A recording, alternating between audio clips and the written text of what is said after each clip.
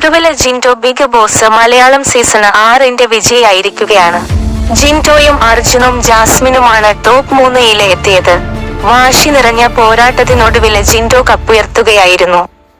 എന്നാൽ ഈ സീസണിന്റെ കപ്പ് ഉയർത്താൻ എന്തുകൊണ്ടും യോഗ്യത ഉണ്ടായിരുന്നത് ജാസ്മിനാണെന്ന് ചൂണ്ടിക്കാട്ടുകയാണ് ഒരു ബിഗ് ബോസ് ആരാധകൻ. സദാചാര സമൂഹത്തോട് പെരുതിയാണ് ജാസ്മിൻ വീണതെന്നും ബിഗ് ബോസ് ആരാധക ഗ്രൂപ്പില് പങ്കുവെച്ച കുറിപ്പില് പറയുന്നു. കുറിപ്പ് ഇങ്ങനെ: അങ്ങനെ ഫൈനലിലെ ഒരേയൊരു പെണതരി സദാചാര സമൂഹത്തോട് പൊരുതി 3-ാം സ്ഥാനത്ത് അവളുടെ ബിഗ് ബോസ് ജീവിതം അവസാനിപ്പിച്ചിരിക്കുന്നു. ജാസ്മിൻ എന്ന പെൺകുട്ടിയുടെ പേരില് ഇനിയങ്ങോട്ട് അറിയാൻ പോകുന്ന സീസണ് ഹൗസില് വന്ന് കേറിയ 2-ാമത്തെ ദിവസം തൊട്ട് അവള് മടിച്ചു നിൽക്കാതെ അവളുടെ ഇമേജിനെ പറ്റി ചിന്തിക്കാതെ അവളുടേതായ ഗെയിം തുടങ്ങിവച്ചിരുന്നു. ഏത് കൊലകൊമ്പന്മാരുടെ മുൻപില് പിടിച്ചു നിൽക്കാനും തിരിച്ചു പറയാനും കഴിഞ്ഞിരുന്ന 23-കാരിയായ പെൺകുട്ടിയെ സമൂഹം ചെറിയൊരു ആശ്ചര്യത്തോടുകൂടി ആദ്യം നോക്കി കണ്ടു.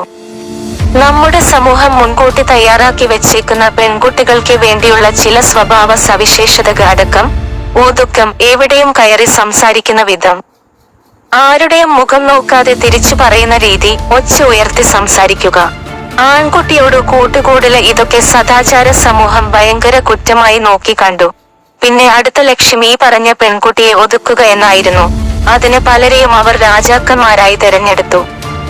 രതീഷ്, സിജോ, റോക്കി, സിബിൻ ഇവർക്കൊന്നും ഷോയില് സ്ഥിരമായി തുടരാൻ കഴിഞ്ഞതുമില്ല. പക്ഷേ രാജാവിനെ വേണമല്ലോ. അങ്ങനെ അവർ അവസാനം ഗതികേട് കൊണ്ട് ലാൻഡ് ചെയ്തത് ജിൻഡോയിലും.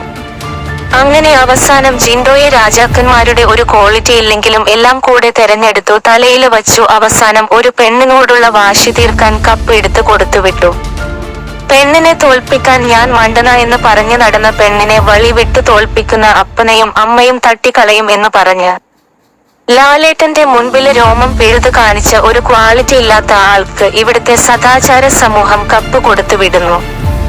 എന്തൊരു വിരോധാഭാസം! ഷോയുടെ ആദ്യം മുതല് ഇന്നലെ അവസാനിക്കുന്നിടം വരെ മുഴങ്ങി കേട്ട ഒരേയൊരു പേര് ജാസ്മിൻ.